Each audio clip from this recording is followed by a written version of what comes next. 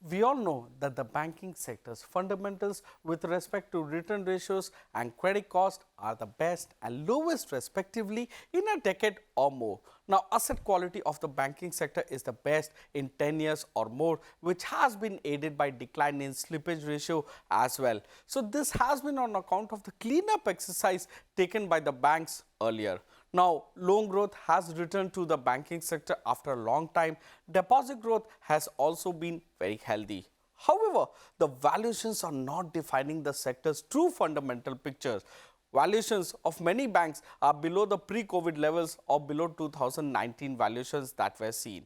This despite the fact that the bank's capital adequacy ratio, provision coverage ratio are one of the best that you are seeing in last decade or even more. So to put valuations into context, we need to understand how they were in terms of movement seen pre-COVID between FY09 to FY19.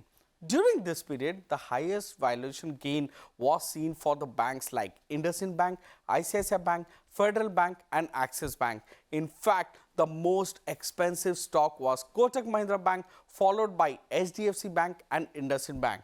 Now, post-COVID, the valuation picture of banks have seen a lot of change.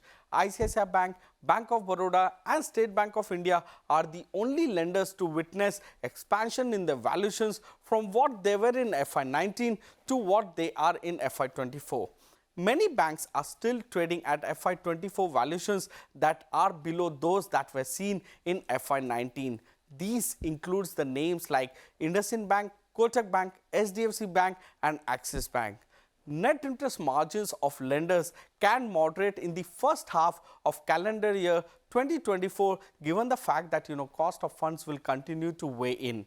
Return ratios, that is return on assets and return on equity, will remain healthy at least in H1 CY24. Now, it may moderate a bit but not significantly. Watch out for the credit cost in unsecured segment on which RBI has raised certain concerns. Some players may feel the heat on this segment. Deposits and advances growth to remain healthy for the banking sector even in calendar year 2024.